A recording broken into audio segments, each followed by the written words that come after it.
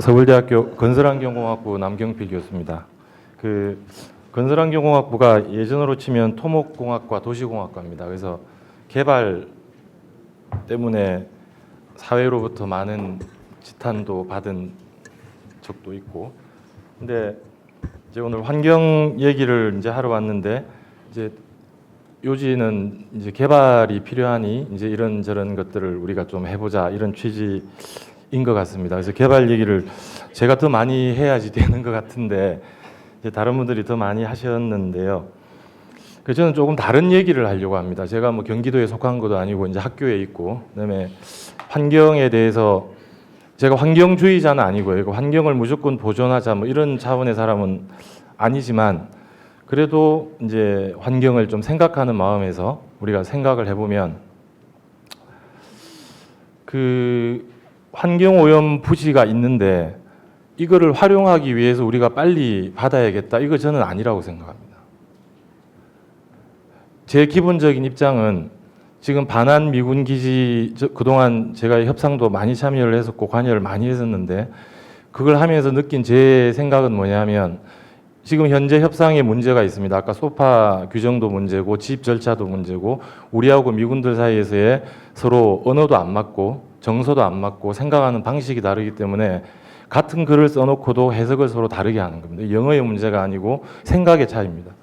그런데 제가 느낀 건 뭐냐면요, 미국 사람들은 나름의 전략이 있습니다. 그 전략이 뭐든지 간에 우리 마음에 들든 안 들든 나름의 전략이 있습니다.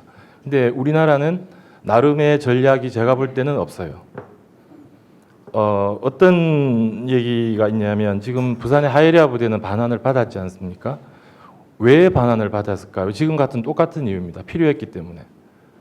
그러면 필요하지 않으면 우리는 조기 반환 안 받을게요, 그런 얘기가 되는 거거든요. 그래서 지금 부평도 마찬가지입니다. 제 기본적인 입장은 이 협상이 이렇게 질질 끌고 잘 안 될 바에는 조기 반환 받아서 개발을 하는 게 맞습니다. 맞는데 그 논리가 우리가 이거를 개발해서 내 편익을 취할게요, 이거는 아니라는 거죠. 그거는 아니고, 그걸 그대로 뒀을 때 주변 환경에 미치는 영향이, 주변 환경이라는 게 꼭 환경뿐만 아니고 사람까지를 포함하는 겁니다. 미치는, 지금 현재 확산이 꽤 된 걸로 아까 말씀들을 하시잖아요. 그러니까 그런 것들이 생각보다 클 수 있습니다. 지금 주변에 지하수든 토양이든 이런 것들을 보면 오염이 확산된 것들이 있거든요.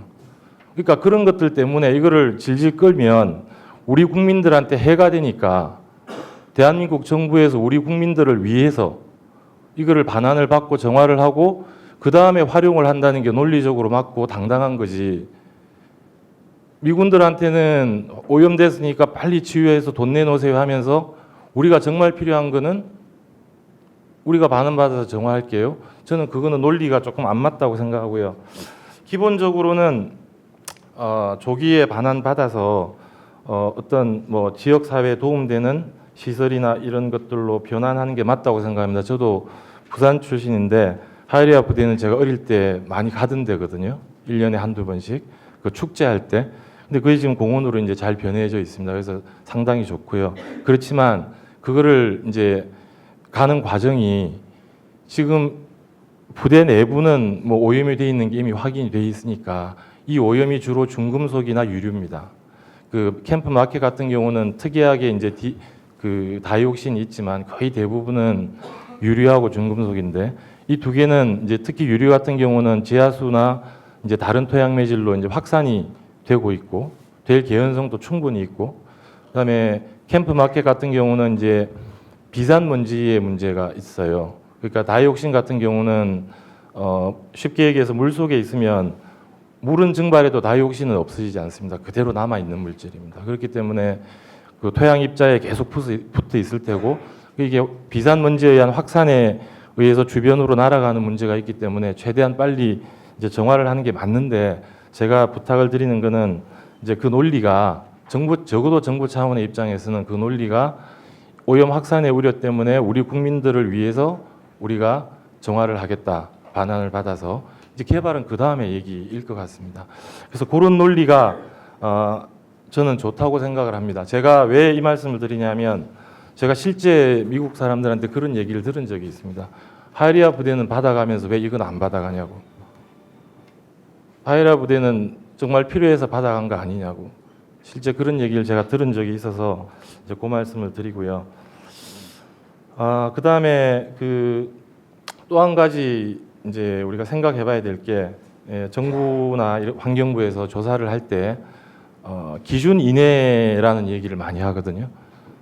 기준 이내면 이제 괜찮다는 얘기죠. 그러니까 법적으로는 괜찮겠죠. 괜찮을 텐데 원래는 있어서는 안 되는 물질인 거죠. 기준 이내든 말든지 간에.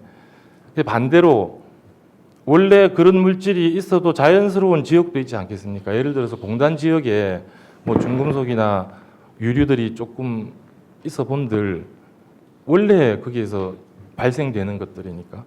근데 주거지나 농경지는 원래 있어서는 안 되는 물질들입니다.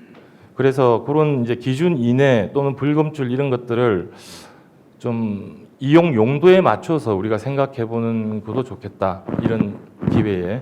예를 들면 다이옥신 같은 경우도 마찬가지죠. 다이옥신은 다른 오염물질들은 우리가 얘기하는 다른 오염물질들은 전부 다 사람이 만든 겁니다. 우리가 필요해서.